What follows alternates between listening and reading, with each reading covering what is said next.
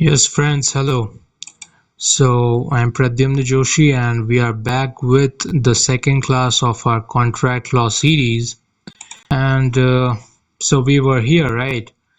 So let's see the essentials of the contracts that can this guy bound us in his contract. So first essential, if we notice that the first essential, I guess, is uh, I humbly submit is coordination between voluntary parties, right? So if there is coordination between the parties of the contract, then only we can say that there is a contract. Okay. So what it means that we are seeing the examples in our daily lives and maybe in normal work of our life, coordination is important, plays an important role. For example, in whether it's in boating or it's in an orchestra, coordination is really important. How coordination is important and how the market works. This famous painting done in 14th century in Siena by the painter Ambrogio Lorenzetti. It shows a perfect picture of how the coordination works and how coordination plays an important role in a business and contracts. So here you can see that some workers are repairing the roof of the market. Here you can see coordinating and communication. The market is running, people are buying stuff, and the sellers are selling the things. So, what is the question comes that how do you get the coordination, right?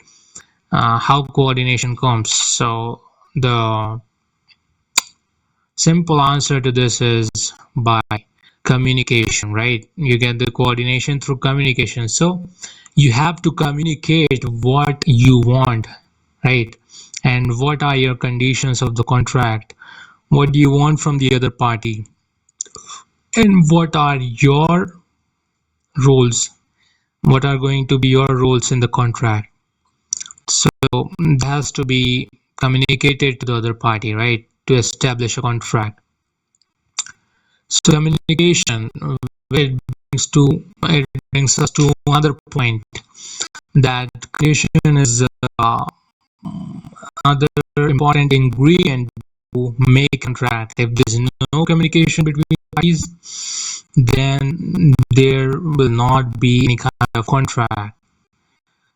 So this painting, famous painting by Peter Bruegel.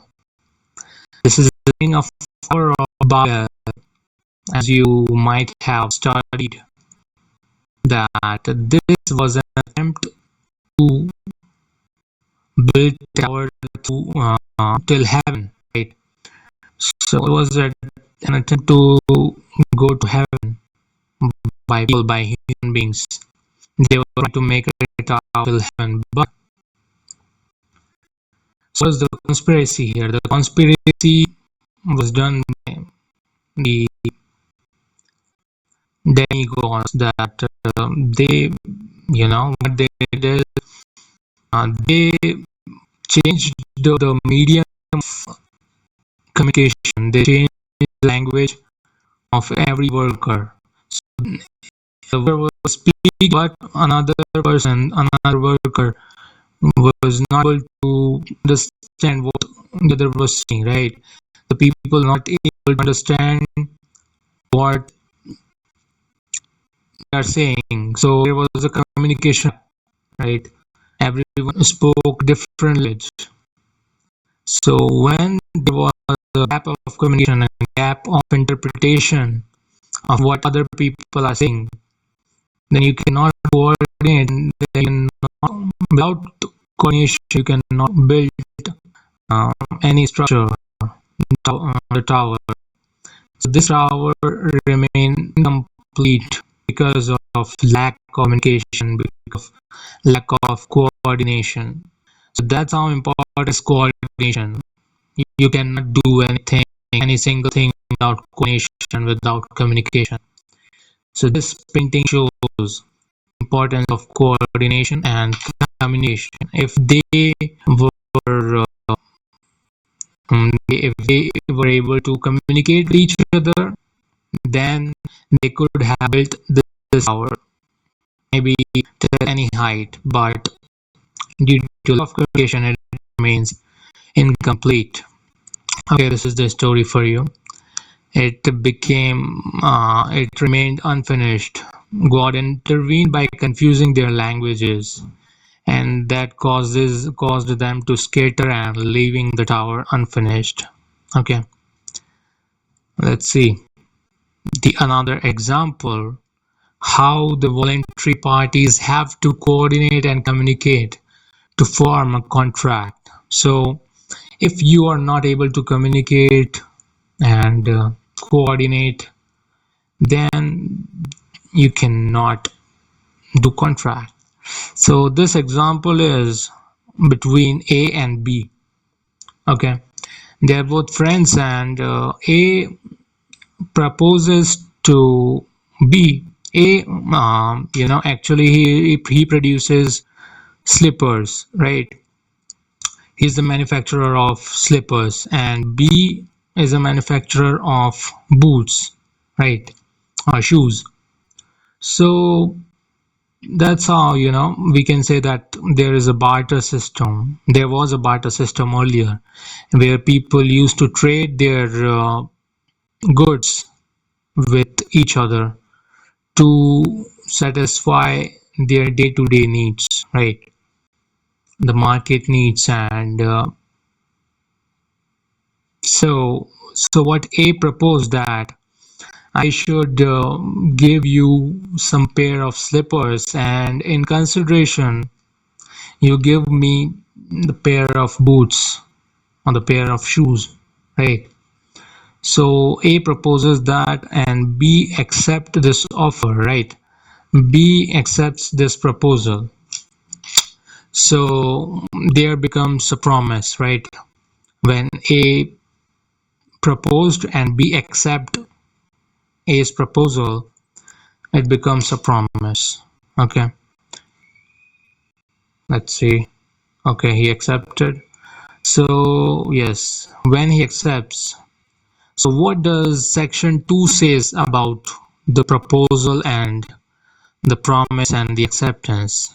Okay, this is what section 2a says, right? When one person signifies to another his willingness to do or to abstain from doing anything with a view to obtain the assent of that other to such act and abstinence, he is said to make a proposal, right? Here A was the example. In the example, A signified his willingness what to do, what to give him the 5 pair of slippers, and that in that contract only he said that in consideration I will take 1 pair of shoes, right? And what was his purpose? His purpose of saying this was to obtain the assent of B, right, to this act. So that's why we will say that A has made a proposal to B, right? And what is the acceptance? The acceptance is when the person to whom the proposal is made, that is B in our example, he signifies his assent, right? He said that yes, I am ready to do this contract and I accept your conditions, right, as it is. So the proposal is said to be accepted, and the proposal, when it is accepted, it becomes a promise, right? And in the promise, the person who makes the proposal, he will be denoted as promiser, and the person accepting the proposal is called promisee, right? So yes, in this example we understood the primitive trade, right? We understood many things, such as the proposal, what is called the proposal, what is called the acceptance, and who is the proposer, who is the acceptor, and how a promise is made, right? We have understood these few things. In next few videos we will dive deeper into what are the other elements of contracts and what are the other essentials and ingredients which are necessary to form a contract. Till then, keep studying and keep revising these uh, topics. Thank you and have a nice day. See you in another fabulous video.